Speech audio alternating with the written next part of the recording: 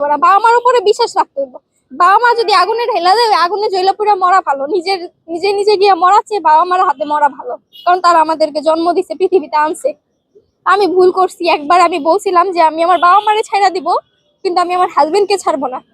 কিন্তু কিন্তু দিন শেষে আমি দেখলাম যে আমার বাবা মাই আমার মাথার উপরে ছাই দিয়ে দাঁড়াইছে, ওই মানুষটা ছিল না। অনেকের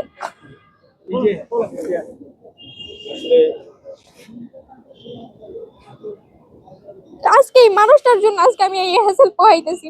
আজকে একটা মানুষের জন্য আমি সোশ্যাল মিডিয়াতে অ্যাক্টিভ। এখন বলবে তুমি বের হয়ে যাও। আমি যদি সোশ্যাল মিডিয়া থেকে বের হয়ে যাই, আমার লাইফ কেউ সেটেল করে দিবে? আমার লাইফ সুন্দর হবে? আমার নামে যে বদনাম গুলা দিছে এগুলো মুছে যাবে?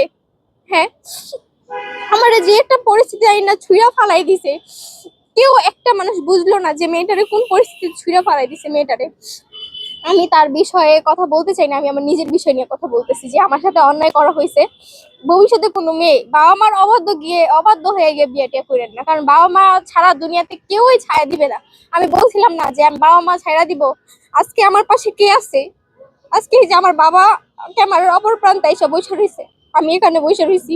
আজকে এই মানুষটার জন্য আজকে আমি প্রতিটা মানুষের কাছে ছোট হইতেছি, একটা মানুষের জন্য। আজকে আমার ছবি লাগাই লাগাই মানুষ খারাপ খারাপ কথা বলতেছে, নেগেটিভ কথা বলতেছে। আজকে একটা মানুষের জন্য আমি সোশ্যাল মিডিয়া অনেক মানুষের কাছ থেকে গালি খাই। কেন? একটা মানুষের জন্য। সে যদি আমার মিডিয়াতে না আনতো, আমি কি পরিচিতি পাইতাম? কেউ আমার চিনতো? আমার লাইফটা কিরকম হইতো না, হয়তো অন্যরকম হইতে পারতো। ভাগ্যে ছিল, এখন ভাগ্যটারে মাইনা নিতে হইব, কিছু করার নাই। ভুল করছি, নিজের দোষে নিজের ভুলের মাসুল নিজেকেই দিতে হইতেছে, অন্য কেউ দিবে না নিজের ভুলের মাসুল। আর মাঝখান দিক দিয়ে বাবা মারে হয়রানি করতেছি, বাবা মা কষ্ট পাইতেছে। এই যে আজকে রাস্তা দিয়ে গাড়ি দিয়ে আইতেছি, রাস্তাটার ভিতরে জ্যাম, পুরো রাস্তার ভিতরে। আব্বু হইলো অসুস্থ, আজকে আমার জন্য আমার আব্বু এই অসুস্থ শরীর লয়ে এই বাসের ভিতরে বৈশা, জ্যামের ভিতরে বৈশা আসলো। 1-1.5 ঘন্টা জ্যামের ভিতরে বসে রয়েছে। আমি দেখছি যে আমার বাবার চেহারার দিকে তাকায় যে তার কত কষ্ট হইতেছিল আসতে। এটা আমার জন্য হয়েছে না? আজকে যদি আমি ভুল মানুষের বিয়ে না করতাম, এখন অনেকে বলবে তোমার লাইফে 2টা মানুষই ভুল ছিল। এখন আমি বলবো যে তখন প্রথমটা ছিল অল্প বয়স, বুঝতে পারি না এই বিষয়টা। পরবর্তীতে যেটা হয়েছে সেটা ভাবছি যে বয়স আমার থেকে অনেক বড়, সে আমাকে বুঝবে, সম্মান করবে, ভালোবাসাটা দিবে। তার একটা ছেলে ছিল, সে বুঝতে পারবে যে ভালোবাসবো, তারে ছাড়া যাবে না। আমার একটা ছেলে আছে, সে আমার ছেলের আদর করলে আমি তাকে ভালোবাসবো। এই কথাটা কিন্তু ভাই আমি বলছিলাম, আপনি একদিন সাক্ষাৎকার নিছিলেন।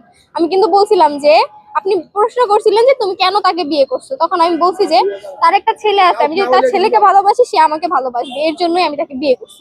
আমি এখনো এই কথাই বলতেছি যে এর জন্যই তাকে আমার বিয়ে করা। তো এখন আমার জন্য আমার বাবা মা ভুগতেছে।